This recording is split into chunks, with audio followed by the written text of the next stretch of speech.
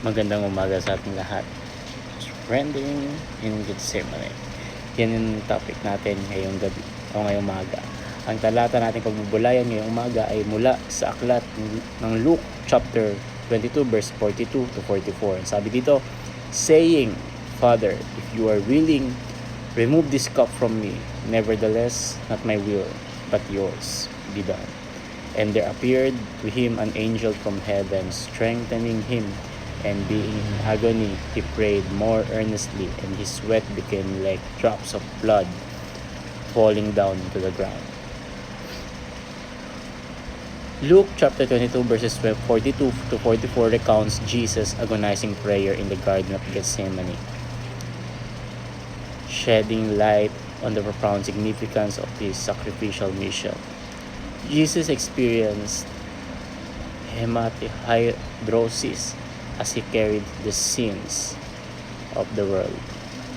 The intensity of Jesus' anguish in Gethsemane is evident as he wrestles with the weight of humanity's sin.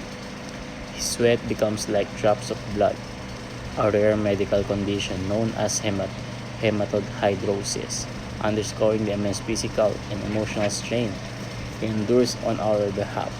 Our salvation is free for us but costly for Jesus. While salvation is freely offered to us as a gift of grace, it came at an incomprehensible cost to Jesus. His prayer in Gethsemane reflects the depth of his sacrificial love and obedience to the Father's will, as he willingly embraces the agony of the cross for the redemption of humanity. Jesus' prayer in Gethsemane is humanity's greatest prayer.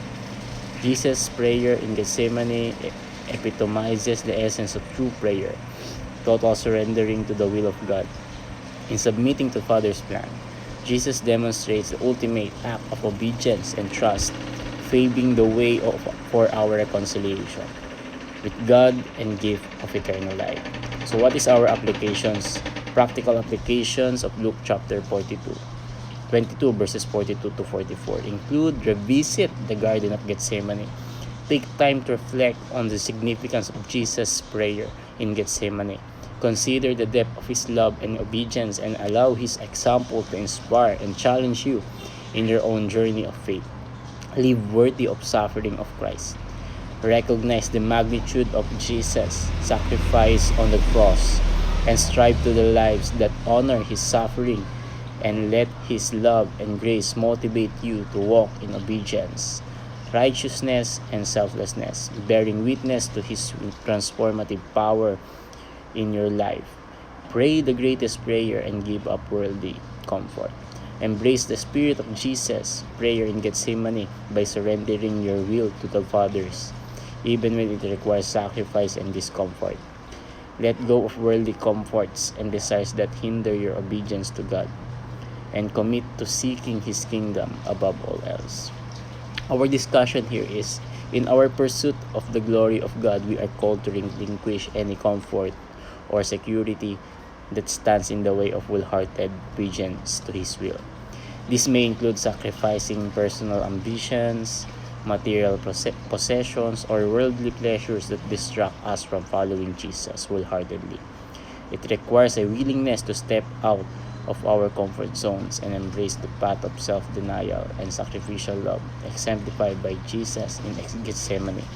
As we consider what comfort we are willing to give up for the glory of God, it's essential to examine our hearts and priorities. Are we willing to surrender our own desires and preferences in order to align ourselves with God's purposes? Or are we willing to endure discomfort or hardship for the sake of advancing God's kingdom and honoring his name ultimately?